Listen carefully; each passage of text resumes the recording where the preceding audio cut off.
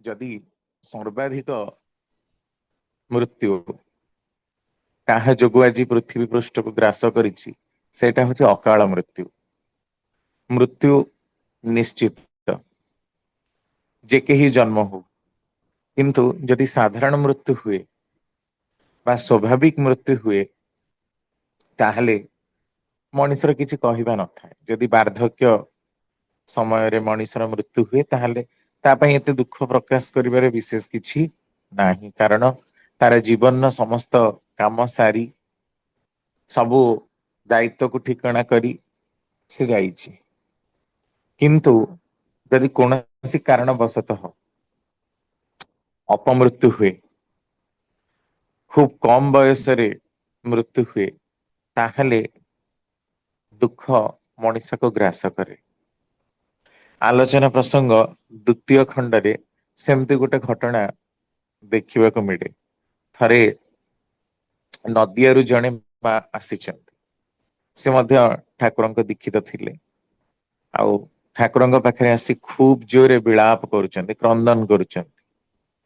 କଣ ପାଇଁ ନା ତାଙ୍କର ଖୁବ କମ ବୟସରେ ଗୋଟେ ପିଲା, ତାଙ୍କର ପୁଅର ମୃତ୍ୟୁ ହେଇଛି। ଆସି କହୁଛନ୍ତି, ବାବା ମୋର ଯେ କେତେ କଷଣ, ମତେ ପଛେ ନେଇଯାଇଥାନ୍ତେ, କିନ୍ତୁ ମୋ ପୁଅକୁ ନେଲେ କାହିଁକି? କହିକି ଜୋରେ କାନ୍ଦୁଛନ୍ତି। ମୁଣ୍ଡ ଯୋଉ ତାଷୁଥିଲା ସେଥିରେ ବାଡେଇ ପକଉଛନ୍ତି, ପୁଣି କାନ୍ଦୁଛନ୍ତି। ଏତେ କାନ୍ଦୁଛନ୍ତି, ଟିକେ କାନ୍ଦ ବନ୍ଦ ହେଲା ପରେ ଦେଖୁଛନ୍ତି ଠାକୁର ମଧ୍ୟ ଖୁବ ଜୋରେ କାନ୍ଦୁଛନ୍ତି। ତାପରେ ସେ ମା ଜଣକ କାନ୍ଦ ବନ୍ଦ କଲେ। ଆଉ ଠାକୁରଙ୍କୁ ପଚାରିଲେ, ବାବା ଆପଣ କାହିଁ କାନ୍ଦୁଛନ୍ତି? ଆପଣ ଯଦି କାନ୍ଦିବେ, ତାହେଲେ ଅଲଗା ମାନଙ୍କୁ ସାନ୍ତ୍ୱନା ଦେବ କିଏ? ଠାକୁର ସେଇଠି ସ୍ତବ୍ଧ ହେଇ କହୁଛନ୍ତି, ମା ଆପଣ ଯେ ଏତେ ଜୋରରେ କାନ୍ଦୁଥିଲେ, ଆପଣଙ୍କର କାନ୍ଦ ଦେଖି ମତେ ତାଠୁ ମଧ୍ୟ ଆହୁରି ଜୋରରେ କାନ୍ଦିବାକୁ ଖୁବ ଇଚ୍ଛା ହେଲା। ଏହି ସମୟ ପରେ କାନ୍ଦ କଟା ଯେତେବେଳେ ବନ୍ଦ ହେଲା, ପାଖରେ ଥାନ୍ତି କେଷ୍ଟଦା। କେଷ୍ଟଦା ଠାକୁରଙ୍କୁ ପ୍ରଶ୍ନ କରୁଛନ୍ତି, ଠାକୁର ଏଇ ଅକାଳ ମୃତ୍ୟୁର ନିରସନର କଣ ଉପାୟ ରହିଛି? କାରଣ ଅକାଳ ମୃତ୍ୟୁର ବିଭୀଷିକା ଚାରିଆଡେ ପ୍ରାୟତଃ ସବୁ ସମୟରେ ଦେଖିବାକୁ ମିଳୁଛି। ସେଇ ସମୟରେ ଠାକୁର କହୁଛନ୍ତି, ମୁଁ କୌଣସି ସମସ୍ୟାକୁ ଏକକ କରି ଦେଖେ ନା। ତାମାନେ କେହି ଜଣେ ମରିଗଲା, ଏଇଟା ଗୋଟିଏ ସମସ୍ୟା ନୁହେଁ। ଏଇଟା ହଠାତ୍ କି ଘଟିଥିବା ଘଟଣା ବି ନୁହେଁ। ତେଣୁ ମୁଁ କୌଣସି ସମସ୍ୟା ଟାକୁ ଏକକ କରି ଦେଖୁନାହିଁ। ବରଂ ତା ପଛରେ ଦେଖନ୍ତୁ ଅନେକ ଗୁଡିଏ କାରଣ ନିହିତ ହେଇକି ରହିଛି। କାରଣ କୌଣସି ଗୋଟେ ଘଟଣା ହଠାତ୍ କି ଘଟେ ନାହିଁ। ତାର ଘଟିବାର ପଛରେ ଆହୁରି ଅନେକ ଗୁଡିଏ କାରଣ ଲୁକାୟିତ ହେଇକି ରହିଛି। ତାପରେ ପୁଣି କହୁଛନ୍ତି, ମୁଁ ତୁମ ମାନଙ୍କର ମୋଟାମୋଟି କରଣୀୟ ସମ୍ବନ୍ଧରେ ଯାହା କହିଛି, ତାହା ଯଦି ତୁମେ ନ କର, ତାହେଲେ କେହି ତାକୁ ବଞ୍ଚେଇବାକୁ ରହିବେ ନାହିଁ। ଆପଣ ମାନଙ୍କର ପ୍ରଧାନ କାମ ହିଁ ହଉଛି ଦୀକ୍ଷା ଦାନ।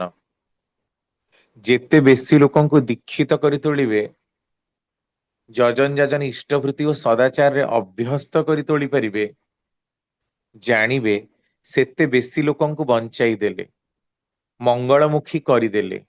କାରଣ ଇଷ୍ଟ ହେଲେ ମୂର୍ତ ମଙ୍ଗଳ। ଏହି ଦୀକ୍ଷା ପୁଣି ଆଣିବ ପାରସ୍ପରିକତା ଓ ସଂହତି। ତଦ୍ଵାରା ପରସ୍ପର ପରସ୍ପରର ବୈଷୟିକ ଉନ୍ନତିରେ ମଧ୍ୟ ସହାୟକ ହେବେ। ତାପରେ ବିବାହ ଯେପରି ଦେଖି ଶୁଣି ଦିଆଯାଏ, ସମାଜରେ ପ୍ରତିଲୋମ ବିବାହ ଯେପରି ଗୋଟେ ବି ନ ହୁଏ, ତା ଦିଗରେ ବିଶେଷ ନଜର ରଖିବାକୁ ପଡିବ। ପୁଅ ଯେପରି ଝିଅ ଠାରୁ ସବୁ ଦିଗରୁ ଉନ୍ନତ ହୁଏ, ଶ୍ରେଷ୍ଠ ହୁଏ, ତାହା ନଜର କରିବାକୁ ପଡିବ। ପୁଅ पुणी पुओ झीओंक मध्यरे टेम्परामेंटाल अफिनिटी अर्थात मानसिक संगति रहिबा दरकार। वयस्का झीवर विवाह दबाकू हेले सेमानंक मध्यरे साक्षात संस्रवर सुजोग न देई पुओर वंश अभ्यास व्यवहार चरित्र गुण स्वास्थ्य चेहरा पसंद अपसंद इत्यादि सब ताकू जणीबा दरकार। तार मत नहीं विवाह दबा भल। स्त्री जदि स्वामी को श्रद्धा करे ता पई कष्ट सही मध्य निजକୁ सुखी ଓ ସାର୍ଥକ ମନେ କରେ ତାହେଲେ ବିବାହ ସଫଳ ହୋଇଥାଏ। ପରମାୟୁର ଗୋଟିଏ ବଂଶଗତ ଧାରା ଅଛି, କିନ୍ତୁ ସ୍ୱାମୀ ସ୍ତ୍ରୀଙ୍କ ମଧ୍ୟରେ ଯେଉଁଠି ଗଭୀର ପବିତ୍ର ପ୍ରଣୟ ଅଛି, ସ୍ତ୍ରୀ ଯେଉଁଠି ସ୍ୱାମୀକୁ ନିଜର ସତ୍ତା ବା ଅସ୍ତିତ୍ୱ ବୋଲି ଭାବିନିଏ, ସ୍ୱାମୀ ଯେଉଁଠି ସ୍ତ୍ରୀକୁ ନିବିଡ଼ ସ୍ନେହ ଚକ୍ଷୁରେ ଦେଖେ, ସେ କ୍ଷେତ୍ରରେ ସନ୍ତାନର ସ୍ୱାସ୍ଥ୍ୟ ବୁଦ୍ଧି ଆୟୁ ଇତ୍ୟାଦି ଉତ୍କର୍ଷ ସ୍ଥାନୀୟ ହବ ହିଁ ହବ। ଅବଶ୍ୟ ସ୍ୱାମୀ ମଧ୍ୟ ଇଷ୍ଟମୁଖୀ ହବା ଦରକାର। ସ୍ୱାମୀ ଯଦି ସ୍ତ୍ରୀମୁଖୀ ହୁଏ ସେ କ୍ଷେତ୍ରରେ ସ୍ତ୍ରୀ ସ୍ୱାମୀକୁ ବେଶୀ ଦିନ ଶ୍ରଦ୍ଧାର ଦୃଷ୍ଟିରେ ଦେଖିପାରିବ ନାହିଁ। ତା ଛଡ଼ା ସ୍ୱାମୀ ସ୍ତ୍ରୀ ଉଭୟଙ୍କ ମଧ୍ୟରେ ସେତେବେଳେ ପ୍ରବୃତ୍ତିର ପ୍ରାଧାନ୍ୟ ଦେଖାଯାଏ। ଏହିପରି ଭାବେ ଯଦି ମଣିଷ ଇଷ୍ଟକୃଷ୍ଟି ସଦାଚାର ପରାୟଣ ହୁଅନ୍ତି, ବିବାହ ଯଦି ବିହିତ ଭାବରେ ହୁଏ, ଶିକ୍ଷା ପରିବେଶକୁ ଯଦି କିଛିଟା ସୁଗଠିତ କରି ତୋଳାଯାଏ, ପୁରୁଷ ଓ ନାରୀର ଅବଶ୍ୟ ଜ୍ଞାତବ୍ୟ ଯାହା ଅବଶ୍ୟ କରଣୀୟ ଯାହା ସେ ସବୁରେ ଯଦି ସେମାନଙ୍କୁ ଚୋସ୍ତ ଓ ସକ୍ରିୟ କରି ତୋଳାଯାଏ, ତାହେଲେ ଦେଖାଯିବ ଦେଶବାସୀଙ୍କର ସ୍ୱାସ୍ଥ୍ୟ ଆୟୁ କର୍ମକ୍ଷମତା କେତେ ପରିମାଣରେ ବଢିଯିବ। ସୁଜନନ ଓ ସୁଯୋଗ୍ୟତା ପାଇଁ ଦରକାର ବର୍ଣ୍ଣାଶ୍ରମ ସମ୍ମତ ଚଳନ। ଏସବୁ ସିଧାସଳଖ ବିଜ୍ଞାନର କଥା ଆମର ହାତରେ ରହିଛି। ଏଇ ସବୁଟାକୁ ପ୍ରାକ୍ଟିସ କରିବା ଦରକାର। ତା ମାନେ ସର୍ବପ୍ରଥମ ଆମ ମାନଙ୍କର କାମ ହଉଛି ଯେ ଆମେ ଲୋକମାନଙ୍କୁ ଦୀକ୍ଷା ଦାନ କରିବା। ଅନେକଙ୍କର ଏମିତି ଗୋଟେ ଧାରଣା ହେଇଯାଇଛି ଯେ ଏତେ ତ ଦୀକ୍ଷା ନଉଛନ୍ତି, କୌଣସି ଗୋଟିଏ ଦୀକ୍ଷା ତ କେହି ବଞ୍ଚଉନାହାନ୍ତି। ଖାଲି ଦୀକ୍ଷା ଲକ୍ଷ ଲକ୍ଷ କରିଦଉଛନ୍ତି, ଲାଭ କଣ? ଗୋଟେ ଦୀକ୍ଷା କରାଅ କିନ୍ତୁ ଗୋଟେ ଦୀକ୍ଷା ବଞ୍ଚାଅ। କିନ୍ତୁ କଥା ହଉଛି ଯେ ଆମେ ସେମିତି ଦୀକ୍ଷା କରଉଛେ କୋଉଠି? ଗୋଟେ ଦୀକ୍ଷା କରିବା ଗୋଟେ ଦୀକ୍ଷା ବଞ୍ଚେଇବା, ସେମିତି ଦୀକ୍ଷା ତ ଆମେ କରୁନେ, ଟାଣି ଓଟାରିକି ବସଉଛେ। ତେଣୁ ଲକ୍ଷ ଲକ୍ଷ ଦୀକ୍ଷା ହଉଛି। ତେଣୁ ଲକ୍ଷ ଲୋକଙ୍କ ଭିତରୁ ଯଦି 1000ଟି ଲୋକ ବି ଆସନ୍ତି ତାହେଲେ ବି ବହୁତ କଥା ହବ। ସେ ତ ଆସିଲା, କିନ୍ତୁ ଆସିଲା ପରେ ତାକୁ ଆମ ମାନଙ୍କର ଯାହା ପଞ୍ଚସ୍ତମ୍ଭ ରହିଛି, ଯଜନ ଯାଜନ ଇଷ୍ଟବୃତ୍ତି ସ୍ୱସ୍ତୈନୀ ସଦାଚାରର କଥା ଅଭ୍ୟସ୍ତ କରିବାକୁ ହବ। ତାପରେ ପୁଣି ଦେଖି ଚାହିଁ ବିବାହ ଦେବାକୁ ହବ। ଯେମିତି ଗୋଟିଏ ବି ପ୍ରତିଲୋମ ବିବାହ ନ ହୁଏ ନଜର ରଖିବାକୁ ହବ। କିନ୍ତୁ ପ୍ରତିଲୋମ ବିବାହ ତ ବର୍ତ୍ତମାନ ଦେଖନ୍ତୁ ମହାମାରୀ ଭଳିଆ ଚାରିଆଡେ ମାଡି ଚାଲିଛି, କୌଣସି ଠିକଣା ନାହିଁ ବିବାହର। ତେଣୁ ଆମେ ଚାହିଁକି ମଧ୍ୟ ଅକାଳ ମୃତ୍ୟୁକୁ ରୋକିବା ସମ୍ଭବ ହଉନାହିଁ। ତେଣୁ ଏଇ ଯୋଉ ଚେଷ୍ଟାଟା କୋଉଠି କରେଇବା? ଲୋକମାନଙ୍କୁ ମାନେ କାହାକୁ ଦୀକ୍ଷା କରେଇବା? ତେଣୁ ଆମ ମାନଙ୍କର ଫୋକସରେ ରହିବା ଦରକାର ଯୁବଗୋଷ୍ଠୀ। କାରଣ ବିବାହ ସେଇମାନେ, ଆଉ ଯିଏ ତ କରିଛି ତାକୁ ତ ଆଉ ରୋକାଯାଇ ପାରିବନି। କିନ୍ତୁ ଯୋଉମାନେ ନୂଆ ଜନ୍ମ ନଉଛନ୍ତି ତାଙ୍କ ଭିତରେ ପରିବର୍ତ୍ତନ କରିବାଟା ସହଜ ହବ। କାରଣ ଗୋଟେ ଷ୍ଟେଜ ପରେ ମଣିଷର ରିସିଭିଂ ପାୱାର ବା କ୍ୟାପାସିଟି କମିଯାଏ। ତେଣୁ ଯୋଉ ଅବସ୍ଥାରେ ପରିବର୍ତ୍ତନ ସମ୍ଭବ ସେଇ ସମୟରେ ହିଁ ଦୀକ୍ଷାଟାକୁ କରେଇବାକୁ ହବ। ଆଉ ଦୀକ୍ଷା ନେଇ ଯାହା କରଣୀୟ ଗୁଡାକ ଆମକୁ କୁହାଯାଇଛି, ଦିନଚର୍ଯ୍ୟା ଯେମିତି ପାଳନ କରିବାକୁ କୁହାଯାଇଛି, ଯେମିତି ଖାଦ୍ୟ ଯେମିତି ପିନ୍ଧିବା, ଯେମିତି ଆଚରଣ କରିବା, ଯାହା ସବୁ କୁହାଯାଇଛି ସେଇ ଚଳଣିରେ ଅଭ୍ୟସ୍ତ କରିବାକୁ ପଡିବ। କିନ୍ତୁ ଆଉ ଗୋଟେ ହେଲା ସବୁଠୁ ବଡ କଥା, ଯେମିତି ସ୍ତ୍ରୀ ସ୍ୱାମୀ ଉପରେ ବିରକ୍ତି ବୋଧ ପ୍ରକାଶ ନ କରେ। କିନ୍ତୁ ପ୍ରାୟତଃ ଆପଣ ଦେଖିବେ ଖୁବ କମ ଲୋକ ଅଛନ୍ତି, କମ ପରିବାର ଅଛନ୍ତି ଯୋଉଠି ସ୍ୱାମୀ ଓ ସ୍ତ୍ରୀଙ୍କ ଭିତରେ ଭଲ ପାଇବା ଦେଖାଯାଏ। କିନ୍ତୁ ପ୍ରାୟତଃ ଆପଣ ଦେଖିବେ ନୂଆ ନୂଆ ବାହାଘରକୁ ଛାଡିଦେଲା ପରେ ତାପରେ ଯେତେବେଳେ ବୟସ ବୃଦ୍ଧି ହେଇଯାଏ ସେତେବେଳେ ଝଗଡା ପ୍ରାୟତଃ ହିଁ ଲାଗି ରୁହେ। ଆଉ ପ୍ରାୟତଃ ଝଗଡା ଲାଗି ରୁହେ ଘରେ ଅଭାବ ଅନଟନ ଅସୁବିଧାକୁ ନେଇ। ଯେ ସ୍ୱାମୀ ସ୍ତ୍ରୀର ଡିମାଣ୍ଡକୁ ପରିପୂରଣ କରିପାରୁନି, ତାକୁ ବୁଲେଇବାକୁ ନେଇ ପାରୁନି, କାରଣ ତାର ରୋଜଗାର ସେତିକି ନାହିଁ। ଘରର ଲୋକମାନେ ବିଭିନ୍ନ କଥା କହୁଛନ୍ତି, ପିଲାମାନଙ୍କୁ ଭଲ ସ୍କୁଲରେ ଆଫୋର୍ଡ କରାହେଇ ପାରୁନି। ପ୍ରକୃତ କଥାଟା ସେଇଠି ରହିଛି। ଆପଣ ଯଦି ଦାମ୍ପତ୍ୟ ଜୀବନର ଗୋଟେ ନିଛକ ଚିତ୍ର, ଠାକୁର ତ ଏ କଥା ଆଜିଠୁ 85-90 ବର୍ଷ ତଳେ କହୁଛନ୍ତି, କାରଣ ସେ ସମୟ ନାରୀ ମାନଙ୍କର ଡିମାଣ୍ଡ ସେମିତି ନଥିଲା, ପଢିବା ଉପରେ ଏତେ ଗୁରୁତ୍ୱ ନଥିଲା। କିନ୍ତୁ ବର୍ତ୍ତମାନ ପରିପ୍ରେକ୍ଷୀରେ ଯଦି ଏଇ ଘଟଣାଟାର ବିଚାର କରାଯାଏ ଯେ ଅକାଳ ମୃତ୍ୟୁ ଟା ଖାଲି ଗୋଟେ ମଣିଷ ପରମାୟୁ ନେଇକି ଆସିଲେ ଯେ ଦୀର୍ଘ ଦିନ ବଞ୍ଚିବ ସେ କଥା ନୁହେଁ। ବର୍ତ୍ତମାନ ସମୟରେ ପରମାୟୁ ଥିଲେ ମଧ୍ୟ ମଣିଷ ଆୟୁହୀନ ହେଇଯାଇଛି। କେବଳ ଅଯଥା ଖାଦ୍ୟ, ଅଯଥା ଚିନ୍ତା, ଅଯଥା ବାକ୍ ବିତଣ୍ଡା କରିବା ଯୋଗୁ ଆଜି ମଣିଷ ଅସୁର ପ୍ରଧାନ ହେଇଛି। ତାର ପ୍ରିୟ ଖାଦ୍ୟ ଆଜି ସମସ୍ତଙ୍କ ଘରେ ଘରେ ଆପଣ ଦେଖିବେ ଫାଷ୍ଟ ଫୁଡ, ଜଙ୍କ ଫୁଡ ଆଉ ଚିକେନ। ଏଇଟା ମଣିଷର ପ୍ରିୟ ଖାଦ୍ୟ ହେଇଛି।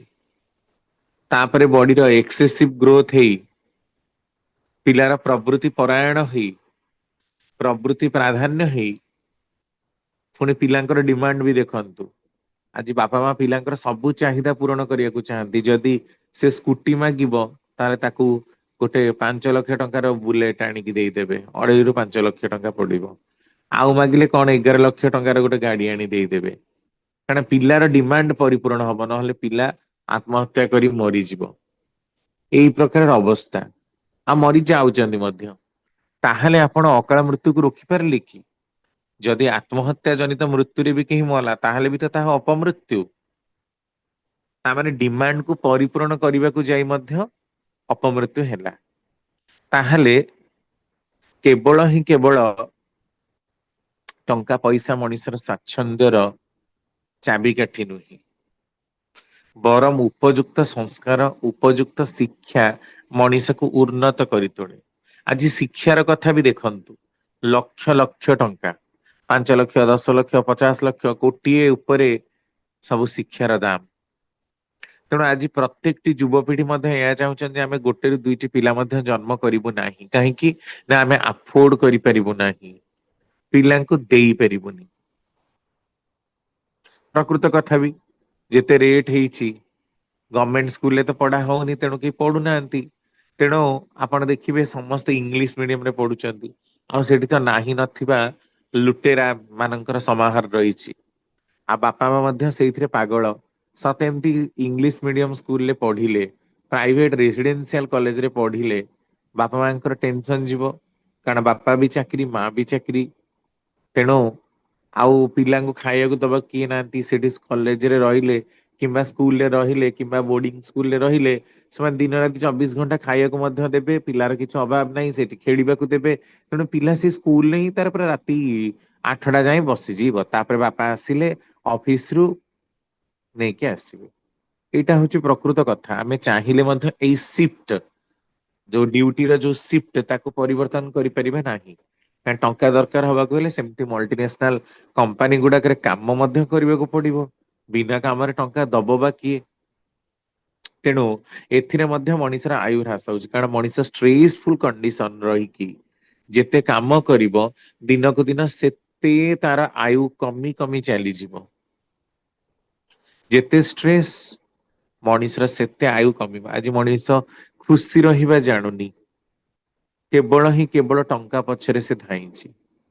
ତେଣୁ ଅକାଳ ମୃତ୍ୟୁର କେତେ କାରଣ ରହିଛି। ମଣିଷର ଯଦି ଚାହିଦା କମ ରହିବ ତାହେଲେ ତା ଭିତରେ ହ୍ୟାଙ୍କରିଂ କମ ରହିବ, ଉଦ୍ଭଟ ଭାବନା କମ ରହିବ, ଅଯଥା ସ୍ନାୟୁର ଉତ୍ତେଜନ କମିଯିବ, ଖାଦ୍ୟପେୟ ଗୁଡାକୁ ନିୟନ୍ତ୍ରିତ କରିବାକୁ ହୁଏ। ଅଯଥା ଅନିୟନ୍ତ୍ରିତ ଖାଦ୍ୟପେୟ ଖାଇଲେ ମଧ୍ୟ ମଣିଷର ଅକାଳ ମୃତ୍ୟୁର ସମ୍ଭାବନା ଖୁବ ବଢିଯାଏ। ଠାକୁର ଆଉ ଗୋଟେ କଥା କହିଲେ, ଯଜନ ଯାଜନ ଇଷ୍ଟଭୃତି ଆଉ ସଦାଚାରଟିକୁ ଅକ୍ଷୁର୍ଣ୍ଣ ଭାବରେ ପାଳନ କରିବାକୁ ହବ। ଯଜନ ଯାଜନ ଏହା ତ କି କରୁ ହିଁ ନାହାନ୍ତି। ବାକି ରହିଲା ସଦାଚାରର କଥା। ସଦାଚାର ତ ଆମ ମାନଙ୍କର ପ୍ରାୟତଃ ନାହିଁ କହିଲେ ଚଳେ।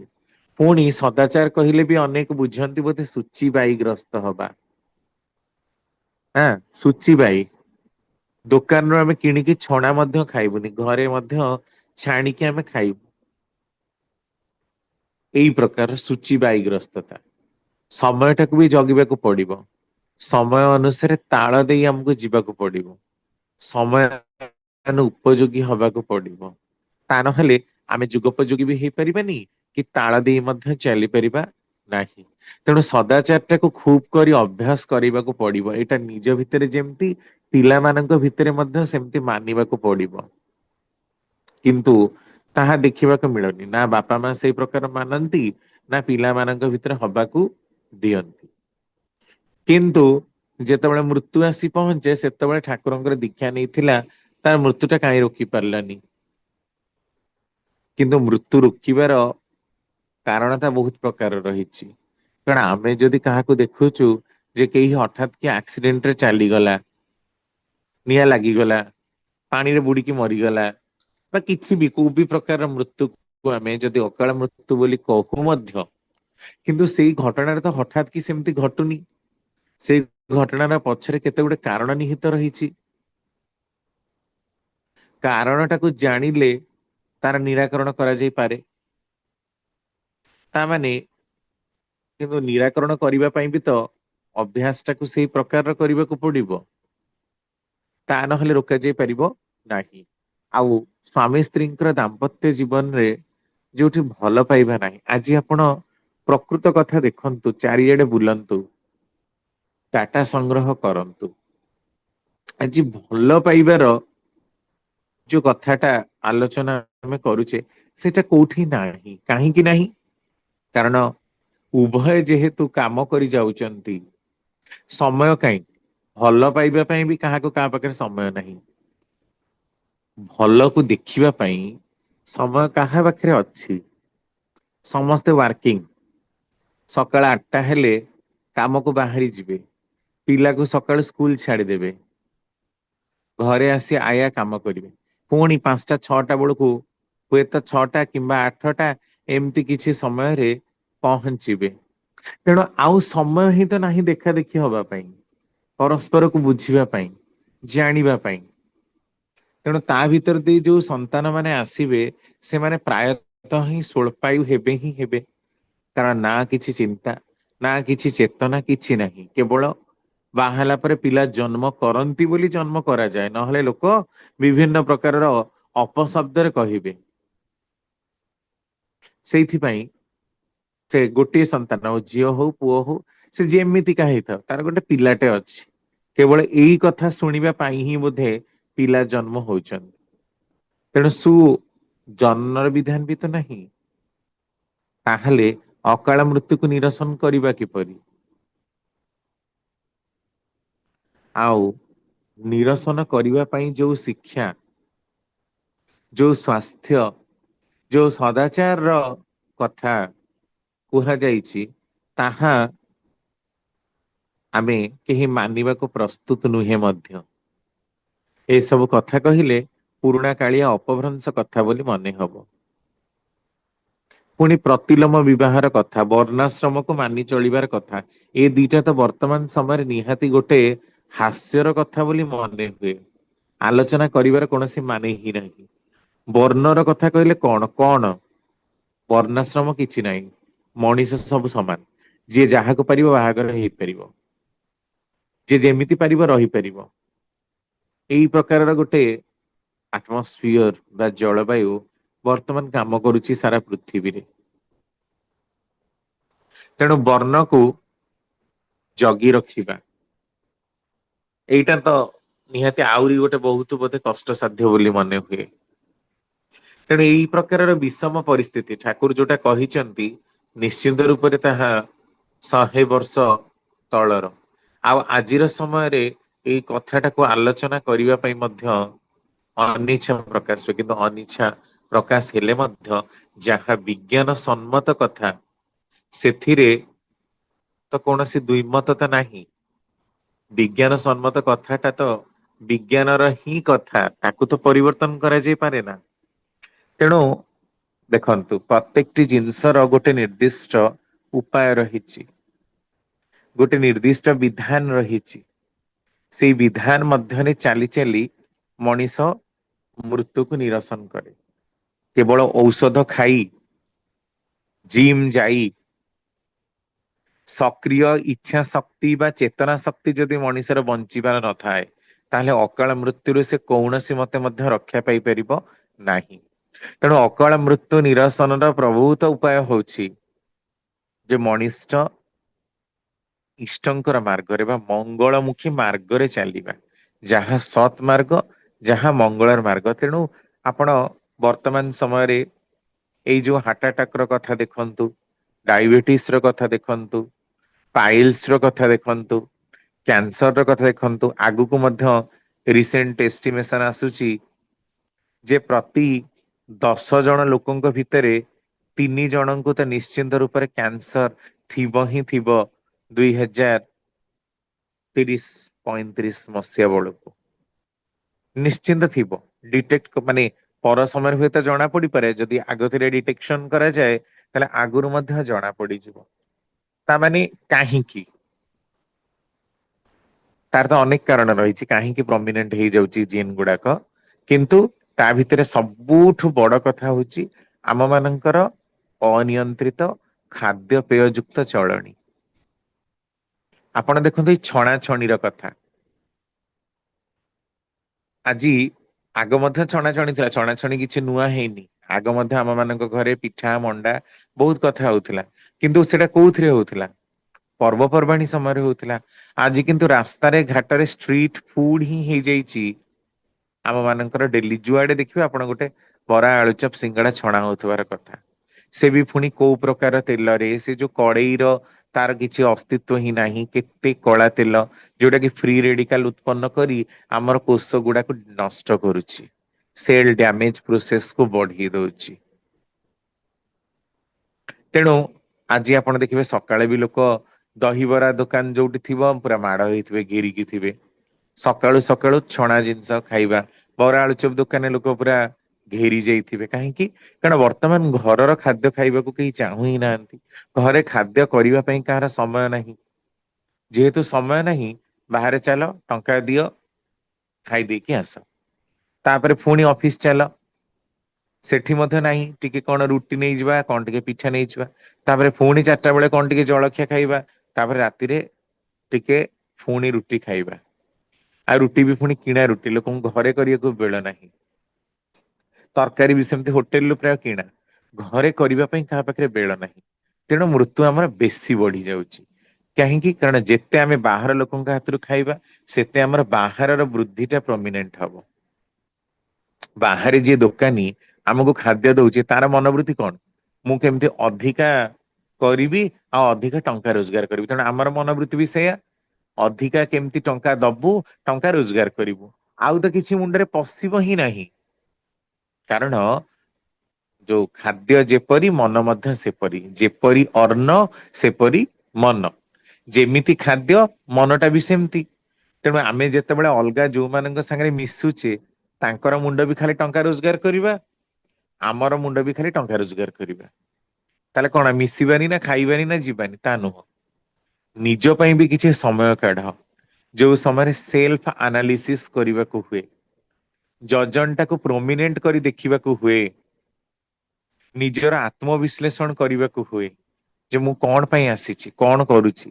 ଯଦି ଖାଲି ଟଙ୍କା କମେଇବାରେ ଗୋଟେ ମୁଁ ମେସିନ ହୁଏ ବା ଜରିଆ ହୁଏ, ମାଧ୍ୟମ ହୁଏ, ତାହେଲେ ତ ମୋର ପାଠଶାଠ ପଢିବାର କିଛି ଆବଶ୍ୟକତା ନଥିଲା। ମୋର ତ ଆଉ କିଛି କାମ କରିବା ଦରକାର ହିଁ ନାହିଁ।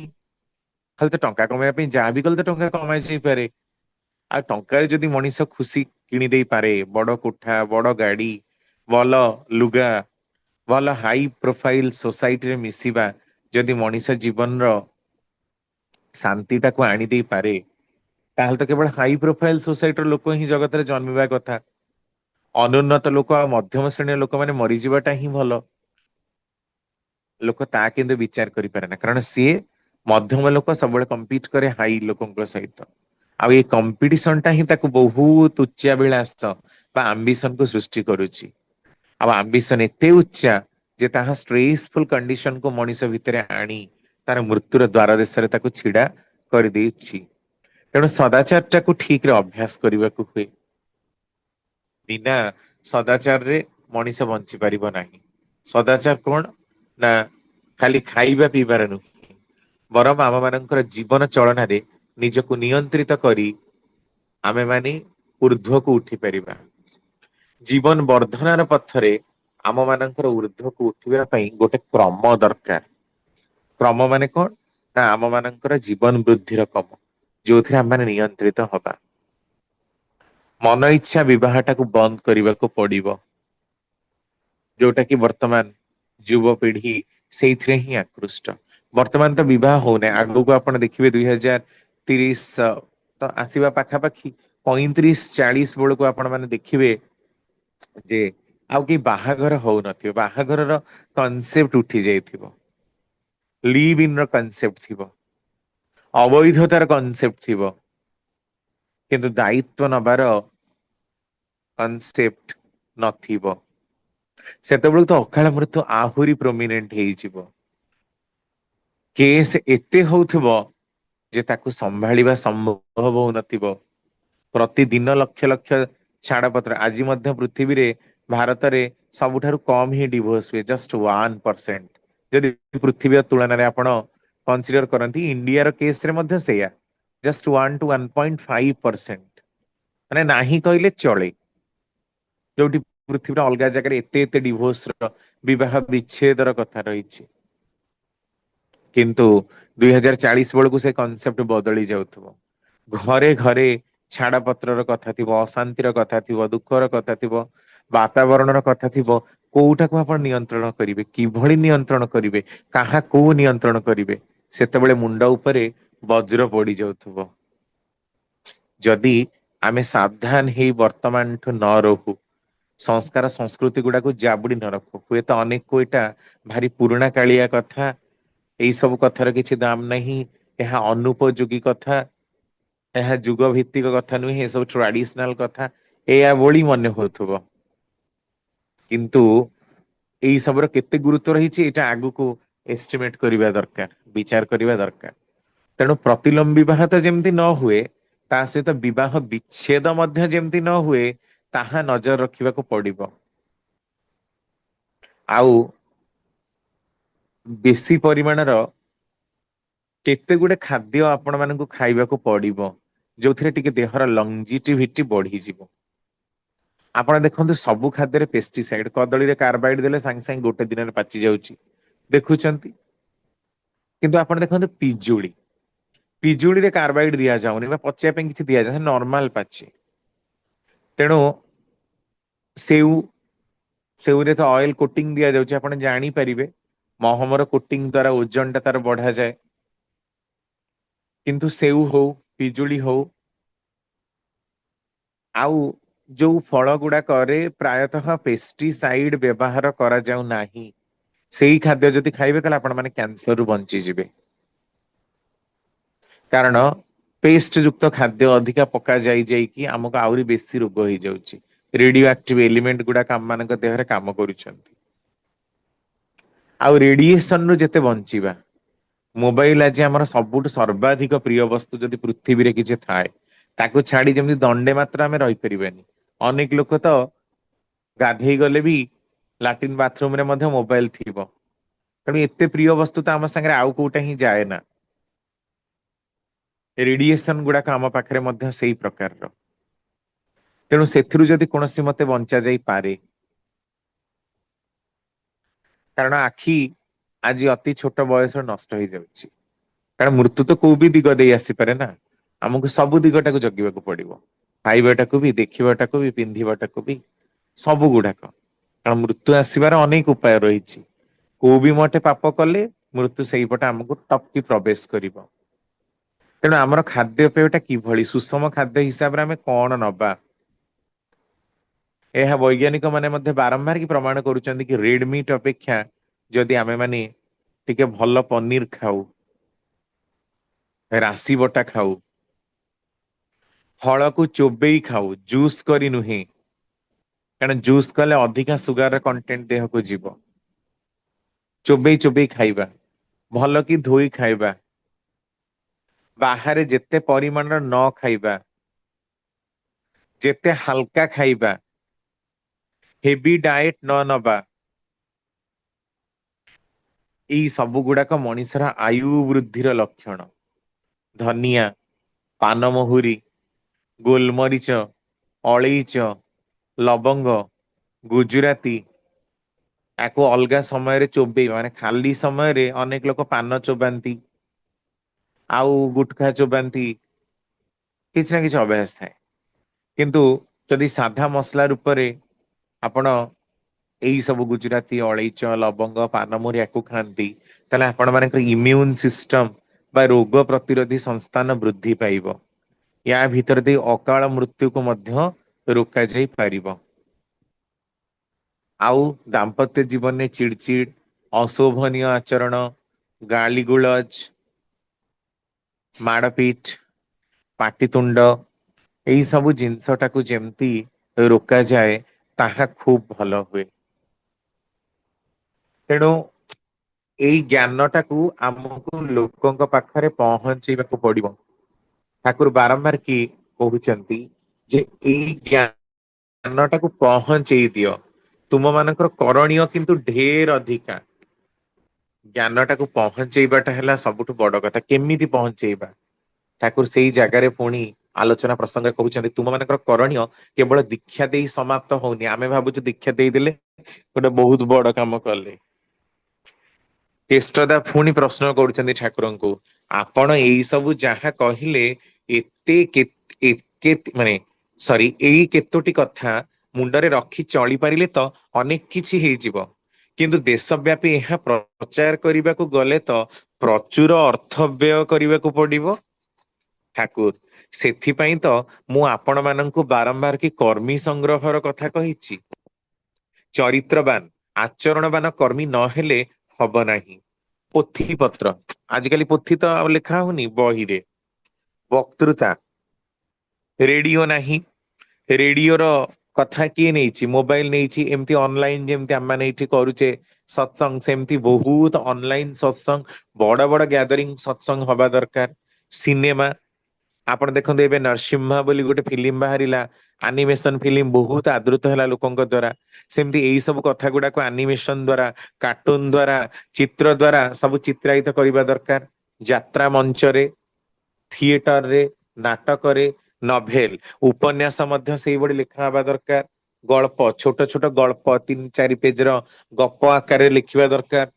ଶିଳ୍ପ କଳା, ଶିଳ୍ପ କଳା ଆପଣ ମନ୍ଦିର ମାନଙ୍କରେ ସବୁ ଦେଖୁଛନ୍ତି ବର୍ତ୍ତମାନ, ତା ନହେଲେ ମଧ୍ୟ ପୋଷ୍ଟର ଗୁଡାକରେ ସଙ୍ଗୀତ, ଗୀତ ତ ଛାଡ, ତାର ଅବସ୍ଥା ନାହିଁ।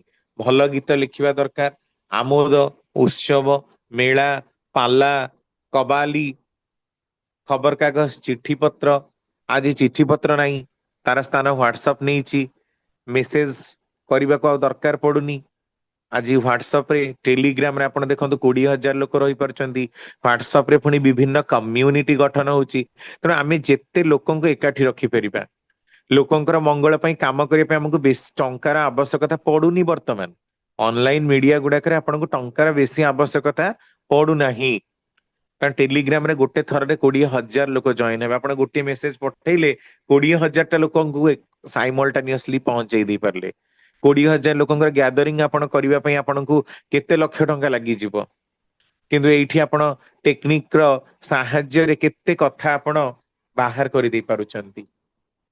ଖେଳ, କସରତ, ପ୍ରଦର୍ଶନୀ, ବିଭିନ୍ନ ପୋଷ୍ଟର ପ୍ରଦର୍ଶନୀ ହବା ଦରକାର ଉତ୍ସବ ଗୁଡାକରେ, ବିଭିନ୍ନ ଜାଗାରେ ଠାକୁରଙ୍କର ବାଲ୍ୟ କଥାଟା, ଠାକୁରଙ୍କର ବର୍ଣ୍ଣାଶ୍ରମର କନସେପ୍ଟଟା କଣ, ବହୁତ କଥା, ଯେତେ ଆସ୍ପେକ୍ଟ ସବୁର ଗୋଟେ ଗୋଟେ ପ୍ରଦର୍ଶନୀ ପୋଷ୍ଟର ମରା ଯାଇପାରେ। ଶୋଭାଯାତ୍ରା, ପ୍ରୋସେସନ, ସେଠି ସ୍ଲୋଗାନ ଉଚ୍ଚାରଣ କରାଯିବା ଦରକାର, ଗ୍ୟାଦରିଂ ହେଇ ଠାକୁରଙ୍କର ବାଣୀ ଗୁଡାକର ସ୍ଲୋଗାନ ଦବା ଦରକାର। ପୋଷ୍ଟର, ପ୍ୟାମ୍ପଲେଟ, ଛୋଟ ଛୋଟ ପ୍ୟାମ୍ପଲେଟ, 3 ପେଜିଆ 4 ପେଜିଆ ପ୍ୟାମ୍ପଲେଟ ଲେଖି ଠାକୁରଙ୍କର କଥାଟାକୁ ପ୍ରଚାର କରାଯାଇ ପାରନ୍ତା। ଛବି, ନୀତି ଶିକ୍ଷା, ବିଜ୍ଞାପନ ଇତ୍ୟାଦି ଯେତେ ପ୍ରକାରରେ ପାରନ୍ତି ପ୍ରତ୍ୟେକଟି ଜିନିଷ ଭିତର ଦେଇ ମଣିଷକୁ ଭଗବତମୁଖୀ କରି ତୋଳିବାକୁ ହବ। ଦକ୍ଷ କର୍ମଠ କରି ତୋଳିବାକୁ, ସୁସଂହତ ଓ ସେବା ପ୍ରାଣ କରି ତୋଳିବାକୁ ପ୍ରେରଣା ଦିଅନ୍ତୁ। ଲାଗିଯାଆନ୍ତୁ, ଶଳା କପାଳରେ ଯାହା ଅଛି ଦେଖାଯିବ। ତାମାନେ ଆମ ମାନଙ୍କୁ ଲାଗି ରହିବାକୁ ପଡିବ। ଯଦି ଆମେ ପ୍ରକୃତରେ ନିଜେ ବଞ୍ଚିବାକୁ ଚାହୁଁଛୁ, ଅଲଗା ମାନଙ୍କୁ ବଞ୍ଚେଇବାକୁ ପଡିବ। କାରଣ ଆଗର ସମୟ ଯୋଉ ସମୟ ଥିଲା, 70-80 ମସିହାର ସମୟ ଚାଲି ଯାଇଛି। ଲୋକମାନେ ଯାହା ଟିକେ ଯେତେ ଟିକେ ଅଭାବ ଅନଟନ ଅସୁବିଧାରେ ବଢିକି ଆଜି ଏଇ ଷ୍ଟେଜରେ ପହଞ୍ଚିଛନ୍ତି ତାହା ଆପଣ ମାନେ ଦେଖୁଛନ୍ତି। କିନ୍ତୁ ବର୍ତ୍ତମାନ ହାଇ ପ୍ରୋଫାଇଲ ର ସମାଜ, ହାଇ ସୋସାଇଟିର ସମାଜ, ପିଲାମାନଙ୍କର ଚାହିଦା ଅନେକ, ବାପା ମାଙ୍କର ବି ଚାହିଦା ତାଠୁ ବେଶୀ ମଧ୍ୟ। ପିଲାକୁ ସେମାନେ ସବୁ ସୁଖ ସୁବିଧା ସମୃଦ୍ଧି ଦେବେ, କିନ୍ତୁ ସବୁ ସୁଖ ସୁବିଧା ପାଇଲା ପରେ ସେମାନେ ବାପା ମାଙ୍କୁ ପଚାରିବେନି, କି ବାପା ମାଙ୍କର ବି ସେ ଅଭିଳାଷ ନାହିଁ ଯେ ଆମକୁ ପଚାରିବେ। ସେମାନେ ତାଙ୍କର ବାହାରେ ଏଷ୍ଟାବ୍ଲିଶ, କାହାର କାହା ସାଙ୍ଗରେ ସମ୍ପର୍କ ନାହିଁ। ଯଦି ଏଇ ପ୍ରକାର ସମ୍ପର୍କ ଛିନ୍ନ ହୁଏ, ପାରସ୍ପରିକ ସଂଗତି ବିଚ୍ଛିନ୍ନ ହୁଏ, ତାହେଲେ ଆମର ନିଜର ବଞ୍ଚିବାଟା ବି ମୁସ୍କିଲ। ଆମେ ଯଦି ଘରେ କୌଣସି କାରଣ ଯୋଗୁଁ ମେଡିକାଲରେ ଏମରଜେନ୍ସି ପଡେ, ତାହେଲେ ଆମକୁ ତ ନବା ପାଇଁ କେହି ନଥିବେ, କାରଣ ଆମ ପାଖରେ ଯେ କେହି ନାହାନ୍ତି। ଏଇ ପ୍ରକାରର ଅବସ୍ଥା ଆମର ପଳେଇ ଆସିବ। ତେଣୁ ଦେଖନ୍ତୁ, ଅକାଳ ମୃତ୍ୟୁକୁ 2 ପ୍ରକାର ରୋକାଯାଇପାରେ। କେମିତି? ମଣିଷକୁ ପ୍ରେରଣା ଦେଇ। ଯଦି ସବୁବେଳେ ମଣିଷକୁ ଭଲର ପ୍ରେରଣା ଆପଣ ମାନସିକ ଭାବରେ ସଞ୍ଚରଣ କରନ୍ତି, ତାହେଲେ ମଧ୍ୟ ସେ ବଞ୍ଚିଯିବ। ତାହେଲେ ମଧ୍ୟ ତାର ଆୟୁ ବୃଦ୍ଧି ପାଇ ପାଇ ଯିବ। ଆଉ ଜନ୍ମଜାତ ଭାବେ ଯଦି ଉଚିତ ବିବାହ ହୁଏ, ସଙ୍ଗତ ବିବାହ ହୁଏ, ତାହେଲେ ମଧ୍ୟ ମଣିଷ କେତେ ଭାବରେ ରକ୍ଷା ପାଇବ। ଏଇ ଜିନିଷଟାକୁ ମଣିଷ ମୁଣ୍ଡରେ ପୂରେଇବା ଦରକାର। ମଣିଷ ସଂଘତ ଭାବରେ ବଞ୍ଚିବାକୁ ହେଲେ ଦୀକ୍ଷା ବୃଦ୍ଧି ତ ଯେମିତି କରେଇବା ଦରକାର, ଦୀକ୍ଷା ବୃଦ୍ଧି ହବା ସଙ୍ଗେ ସଙ୍ଗେ ତାଙ୍କୁ ପ୍ରେରଣା, ତାଙ୍କୁ ପୋଷଣ ଦବାଟା ମଣିଷର କେତେ ଭାବରେ ଦରକାର। ଆଉ ଏଇ ପୋଷଣ ଦବା ପାଇଁ ଯୋଉ ଯୋଉ ମାଧ୍ୟମ ଗୁଡାକ ଠାକୁର କହିଲେ, ଆମକୁ ସେଇ ପ୍ରକାରରେ ଯିବାକୁ ପଡିବ। କିଛି ପଇସା ସଂଗ୍ରହ କରିବାକୁ ପଡିବ, ଯୋଉଥିରେ ଆମେ ଛୋଟ ଛୋଟ ପ୍ୟାମ୍ପଲେଟ ଲେଖି ଲୋକମାନଙ୍କୁ ପହଞ୍ଚେଇ ଦେଇ ପାରୁ। ହୁଏତ ଲୋକମାନଙ୍କ ଘରେ ପହଞ୍ଚେଇ ଦେଇ ପାରିବାନି, ମୁଁ ଯେମିତି କହିଲି, ଗୋଟେ ଟେଲିଗ୍ରାମ ଗ୍ରୁପ କରି ଦେଖନ୍ତୁ, ଗୋଟେ ଛୋଟ ମ୍ୟାଟେରିଆଲ 4-5 ପେଜର ଗୋଟେ ଲେଖାଟେ ହୁଏତ ଗ୍ରୁପରେ ଆପଣ ପଠେଇଦେଲେ, ତାକୁ ଯଦି ସମସ୍ତେ ପ୍ରିଣ୍ଟ ଆଉଟ କାଢିକି ରଖିଦେବେ ତାହେଲେ ବି ହବ। କିମ୍ବା ଯିଏ ଅନଲାଇନ ଚାହିଁଲେ ବି ତାକୁ ପଢିପାରିବ, ପଢିକି ମଧ୍ୟ ତାକୁ ଯାଜନ କରିପାରିବ। ଯେତେ ବେଶୀ ଯାଜକଙ୍କର ସଂଖ୍ୟା ବୃଦ୍ଧି ପାଇବ, ଯେତେ ଯାଜନର ପ୍ରବାହ ଚତୁର୍ଦିଗରେ ହବ, ସେତେ ଅକାଳ ମୃତ୍ୟୁ କମିଯିବ। କେମିତି? କାରଣ ଯାଜନ କାହାର କରୁଛି? ମଣିଷ ବଞ୍ଚିବା ବଢିବା ନୀତିର କରୁଛି, ଆଦର୍ଶଙ୍କର କରୁଛି, ଭଲର କରୁଛି, ଜୀବନ ବୃଦ୍ଧିର କରୁଛି। ତେଣୁ ଯେତେ ଲୋକ ଜୀବନ ବୃଦ୍ଧିର ଚଳଣିରେ ଚଳିବେ, ସେତେ ଅକାଳ ମୃତ୍ୟୁକୁ ରୋକାଯାଇ ପାରିବ। କେବଳ ମୃତ୍ୟୁକୁ ରୋକିବା ପାଇଁ ମେଡିକାଲ ଏମରଜେନ୍ସି ଗୋଟେ କଥା ନୁହେଁ, ମୃତ୍ୟୁଟା ଆସୁଛି କଣ ପାଇଁ ସେଇଟାକୁ ନବା ଦରକାର। ଆଉ ବର୍ତ୍ତମାନ ସମୟରେ ବୋଧେ ସର୍ବାଧିକ ମୃତ୍ୟୁ ଯଦି ଆପଣ ଦେଖିବେ, ତାହେଲେ ସେଟା ଅସାବଧାନତା। କଣ ଅସାବଧାନତା? ଆପଣ ଦେଖନ୍ତୁ, ଟିକେ ରୁରାଲ ବେଲ୍ଟ ହେଲେ, କାହାର ଘର ପାଖରେ ହୁଏତ ଇଟା ଗଦା ହେଇଛି, ସାପ ଆସିକି ରହିଲା, ସେ ଯାଇଛି ରାତିରେ ଶୋଇଛି, ତାକୁ ସାପ ଦଂଶନ କରିଦେଲା। ଏଇଭଳିଆ ଆପଣ ଶୁଣିଥିବେ, ଗୋଟେ ଘଟଣା ହେଲା ଟିଉସନରେ, ସେମାନେ 3ଟା ଯାକ ପିଲା ଶୋଇଛନ୍ତି, ଗୋଟେ ଚିତି ସାପଟେ ଯାଇଛି, ତାଙ୍କୁ କାମୁଡି ଦେଇଛି ରାତିରେ। ସେମାନେ ଆଉ କିଛି ଜାଣି ପାରିନାହାନ୍ତି, ସକାଳ ପାଇଲା ବେଳକୁ ମରିଯାଇଛନ୍ତି। ଏମାନେ ଯାଇକି ଦେଖନ୍ତି ଯେତେବେଳେ, ମରିଯାଇଛନ୍ତି। ସାପଟା କିନ୍ତୁ ସେଇଠି ଅଛି, ତାକୁ ବାଡେଇ ବାଡେଇ ମାରିଦେଲେ। ସାପଟାକୁ ବାଡେଇକି ମାରିଦେଲେ କଣ ହବ? 3ଟା ଯାକ ପିଲା ତ ମରି ହିଁ ଯାଇଛନ୍ତି। ତ କଥା ହଉଛି ଅସାବଧାନତାର। ଆମେ ମାନେ ଅନେକ ସମୟରେ ଆମର ପରିବେଶ ଟା ସଫା ରଖୁନେ। ମୃତ୍ୟୁର ପ୍ରମୁଖ କାରଣ ହେଲା ଅସାବଧାନତା। ପ୍ରମୁଖ କାରଣ। ଆପଣ ମ୍ୟାକ୍ସିମମ୍ କାର ଆକ୍ସିଡେଣ୍ଟ ଦେଖନ୍ତୁ, ଆପଣଙ୍କର ବାଇକ୍ ଆକ୍ସିଡେଣ୍ଟ ଦେଖନ୍ତୁ, ଯୋଉଠି ବି ଦେଖନ୍ତୁ, କଣ ପାଇଁ ଆକ୍ସିଡେଣ୍ଟ ହଉଛି? କିଏ ଆସିକି ପଛରୁ କୁଟି ଦଉଛି? ଯିଏ ଆସିକି ପଛରୁ କୁଟୁ ବା ଯିଏ ନେଇକି ଆଗରୁ ତାର ଇମ୍ବାଲାନ୍ସ ହେଇଯାଉଛି କୁଟି ଦଉଛି ବୋଲି ଆମେ ଯୋଉଟା କହୁଛେ, ସେଇଟା କଣ? ସେଇଟା ହେଲା ମତି ଭ୍ରମତା, ତାର କର୍ମ ଫଳରେ ହିଁ ପ୍ରଭାବ। ଆଉ ଜଣେ ଜଣେ ତ ଏତେ ଉତ୍ପାତ କରିକି ଗାଡି ଚଲେଇବେ ଯେ ମାନେ ତାଙ୍କୁ ବସିବାକୁ ବି ଡର ଲାଗିବ। ସେମିତି କାହିଁକି? ସେମିତି ଯୋଉ ଉଦ୍ଭଟ ଚିନ୍ତାଧାରା ପିଲାର ମୁଣ୍ଡରେ ଆସୁଛି କାହିଁକି? ତା ନିଜ ଜୀବନ ପ୍ରତି ତାର ଲୋଭ ନାହିଁ କାହିଁକି? ସେ ନିଜକୁ ଭଲ ପାଇ ପାରୁନି କାହିଁକି? ଏଇଟା ହିଁ ତ ଅସଦାଚାର। ଏଇ ଅସଦାଚାର ଟାକୁ ମୁଣ୍ଡରୁ କାଟିବାର ଦାୟିତ୍ୱଟା ବାପା ମାଙ୍କର। ଯେ ଜୀବନ କେତେ ଅମୂଲ୍ୟ, ଗାଡି ଦିଆଯାଇଛି ବୋଲି ପୁରା ପୋକ ମାଛି ଭଳି ଗାଡି ଚଲେଇଲେ, ଯଦି 50ର ଗାଡିଟା 500 ସ୍ପିଡରେ ଚାଲିଲା ଭଳିଆ ଚାଲିବ, ତାହେଲେ ଆଉ ଅବସ୍ଥା କଣ ହବ? ତେଣୁ ଆପଣ ଦେଖିବେ ଷ୍ଟଣ୍ଟ କରିକି ଅନେକ କିଏ ମଲାଣି, କିଏ ରିଲ୍ସ କରିକି ମଲାଣି, ଆପଣ ଦେଖିଥିବେ ସବୁ। କିଏ କୋଉଠି ସେ କାଲି ଗୋଟେ ନ୍ୟୁଜ ଯେମିତି ଦଉଥିଲା, ସେ କିଏ ଗୋଟେ ୟୁଟ୍ୟୁବରଟେ ସେ ବ୍ରହ୍ମପୁର ସେ ଯୋଉ ଇଏ ଜଳପ୍ରପାତରେ ଯୋଉ କଞ୍ଚରା ଆପଣଙ୍କର ଯୋଉ ଇଏ ଜଳପ୍ରପାତ ଅଛି, ସେ ଜଳପ୍ରପାତରେ କୋଉଠି ସେ ପଶ୍ଚିମ ଓଡିଶାର ନାଁଟା ଭୁଲି ଯାଉଛି, ମରିଗଲା। ମାନେ ରିଲ କରିବାକୁ ଯାଇ ୟୁଟ୍ୟୁବ ରେ ଦେଖିବାକୁ ଯାଇ ନିଜର ଜୀବନ ବିପଦରେ। ତା ମାନେ ହଉଛି ଏଇଆ ଯେ ମଣିଷ ଯଦି ବଞ୍ଚିବାର ଆଶାଟା ତାର ନାହିଁ, କିନ୍ତୁ ନିଜକୁ ଫେମସ କରେଇବାର ଇଚ୍ଛା, କ୍ୟୁରିୟସ ହବାର ଇଚ୍ଛା, କୌତୁହଳପୂର୍ଣ୍ଣ ଇଚ୍ଛା ତାର ବହୁତ ରହିଛି। ଏଇ ଜିନିଷ ମଣିଷର ମୁଣ୍ଡରୁ କାଟିବାକୁ ହବ। ଜୀବନଟା ଅଛି ଯଦି, ତାହେଲେ ତମେ ଆହୁରି ବଞ୍ଚିଲେ କେତେ କେତେ କାମ କରିପାରିବ ତୁମର ପ୍ରତିଭା ଦେଇ। କିନ୍ତୁ ତୁମେ ଯଦି ଏକ୍ଷଣି ଚାଲିଯାଅ, ତାହେଲେ ତୁମର ପ୍ରତିଭାଟାକୁ ଧରେଇ ରଖିବ କିଏ? ତେଣୁ ସର୍ବପ୍ରଥମେ ଦରକାର ଆଦର୍ଶଙ୍କ ପ୍ରତି ଅଚ୍ୟୁତ ନିଷ୍ଠାନୁରାଗ। ତେଣୁ ସର୍ବପ୍ରଥମ ହେଲା ଦୀକ୍ଷା। ଦୀକ୍ଷା ନେଲା ପରେ କଣ ନା ଶିକ୍ଷା। ମଣିଷ ଶିକ୍ଷା ପାଇବ। ଶିକ୍ଷା ଦେବେ ଠାକୁର। ଏଇ ଯୋଉ ମାଧ୍ୟମ ଗୁଡାକ କହିଲେ, ସତ୍ସଙ୍ଗରେ ଆସି ମଣିଷ ସତ୍ ହବ। ସତ୍ ର ଆଲୋଚନା ଯେତେ ହୁଏ, ସତ୍ ର କଥା ଯେତେ ଚତୁର୍ଦିଗରେ ବ୍ୟାପ୍ତ ହୁଏ, ଆଜି ଆପଣ ଚାରିଆଡେ ଦେଖୁଛନ୍ତି ଅସତର କାୟା ବିସ୍ତାର କରିଛି। ଅସତ୍ ବିଭିନ୍ନ ଜାଗାରେ ବିଭିନ୍ନ ଭାବରେ ପରିବେଷ୍ଟନୀ ଦେଇ ଗତି କରୁଛି। ଆମ ମାନଙ୍କ ଦେହରେ ଅସତ୍, ଖାଦ୍ୟରେ, ଚିନ୍ତାରେ, ଚଳଣୀରେ, ଚରିତ୍ରରେ, ଘରେ, କୋଉଥିରେ ଆମେ ମାନେ ଅସତରୁ ବର୍ତ୍ତି ଯାଉନି। ଅସତର ବାତାବରଣ ଆମକୁ ଚାରିପଟୁ ଘେରି ରଖିଛି। ତାରି ଭିତରେ କେତେ ଟିକେ ସତ୍ ଟାକୁ ଆମେ ପ୍ରବେଶ କରେଇ ଦେଇ ପାରିବା ଆମ ପିଲାପିଲିଙ୍କ ଭିତରେ, ଆମର ଚିନ୍ତା ଭିତରେ, ଆମର ଚେତନା ଭିତରେ, ପ୍ରତି ମୁହୂର୍ତ୍ତରେ ଆମେ ସେଇ ଭାବରେ ଲାଗି ରହିବା, ଏଇଟା ସବୁଠୁ ଗୋଟେ ବହୁତ ବଡ ଚ୍ୟାଲେଞ୍ଜ। ତେଣୁ ଅସତକୁ ରୋକିବା ପାଇଁ ଆମ ମାନଙ୍କର ପ୍ରଚେଷ୍ଟା ଦୁର୍ବଳତାର ବିରୁଦ୍ଧରେ ନିତ୍ୟ ନୈମିତିକ ରୂପରେ ହବା ଦରକାର। ଏଇ ଜିନିଷଟାକୁ ଯଦି ଆମେ ବୋଧ ନ କରିପାରୁ, ତାହେଲେ କୌଣସି ମତେ ଆଉ ଆମେ ଅକାଳ ମୃତ୍ୟୁକୁ ରୋକି ପାରିବା ନାହିଁ। ଅକାଳ ମୃତ୍ୟୁ ତ ଜାରି ରହିଛି। ଆପଣ ଜାଣନ୍ତି ମାଳିକାର କଥା ଯେ ଅ କଳିର ଶେଷରେ ମଣିଷର ଆୟୁ କେବଳ 12 ବର୍ଷର ହିଁ ରହିଯିବ। ଆଉ ତାହା ମଧ୍ୟ ଦେଖିବାକୁ ମିଳୁଛି। ବର୍ତ୍ତମାନ ଚାକିରି ପିରିୟଡ ବି ଲୋକ କମ୍ପ୍ଲିଟ କରି ପାରୁନାହାନ୍ତି। 40, 45, 50, 40ରୁ 50 ବର୍ଷ ଲୋକଙ୍କ ଭିତରେ ହାର୍ଟ ଷ୍ଟ୍ରୋକ ସର୍ବାଧିକ ହେଇଛି। ଆଉ ଆଉ ଏବେ ମଧ୍ୟ ଗୋଟେ ଦେଖନ୍ତୁ, ଗୋଟେ ରିପୋର୍ଟ ବାହାରିଲା, ଏସବୁ ତ ଆଲୋଚନା କରିବାକୁ ବି ଲଜ୍ଜା ଲାଗେ, ଯେ ଯୁବପିଢିଙ୍କ ଭିତରେ ଏଡ୍ସ ରୋଗ ସର୍ବାଧିକ ହେଇଛି। ସେ ବି ପୁଣି 16ରୁ 35 ବର୍ଷ ଭିତରେ। ତେଣୁ ଏମିତି ବିଭିନ୍ନ ପ୍ରକାର ମହାମାରୀ, ବିଭିନ୍ନ ରୋଗରେ ଦେଖିବେ ଆମ ମାନଙ୍କର ପ୍ରାଣ ଚାଲିଯିବ। କେବଳ ହିଁ କେବଳ ଯଦି ଆମକୁ କେହି ବଞ୍ଚେଇ ପାରେ, ତାହେଲେ ତାହା ହେଲା ଆଦର୍ଶାନୁରାଗ, ଇଷ୍ଟ ପ୍ରାଣତା, ଆମର ସଂସ୍କାର, ଆମର ସଂସ୍କୃତି, ଆମର ସଦିଚ୍ଛା ଆଉ ସତ୍ ଚିନ୍ତା। ନହେଲେ କୌଣସି ଡକ୍ଟର, କୌଣସି ବଡ ବଡ ସାଇଣ୍ଟିଷ୍ଟ, କୋଉ ବି ମଣିଷ ଆମକୁ ରକ୍ଷା କରିଦେଇ ପାରିବ ନାହିଁ। କାରଣ ଆମେ ଟେକ୍ନୋଲୋଜିର ଦାସ, କ୍ରୀତ ଦାସ। ମଣିଷ ଅଲଗା ମାନଙ୍କ ଦ୍ଵାରା ପରିଚାଳିତ, ସିଏ ନିଜେ କାହାକୁ ପରିଚାଳିତ କରିବାର କ୍ଷମତା ତାର ନାହିଁ।